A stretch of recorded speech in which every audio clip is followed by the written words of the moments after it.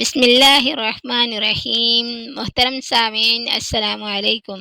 اگر کوئی شخص رنج و غم میں مبتلا ہو، پریشانیاں اس قدر بڑھ جائیں کہ کوئی تدبیر کام نہ آئے، تو ایسی صورت میں بالکل خاموشی کے ساتھ جمعہ کے دن عصر کی نماز پڑھ کر مصلی پر بیٹھے بیٹھے مغرب کی اذان تک یا اللہ یا رحمان یا رحیم کے ذکر میں مشغول رہیں۔ اللہ تعالیٰ یقیناً مشکلوں کو دور فرمانے والا ہے۔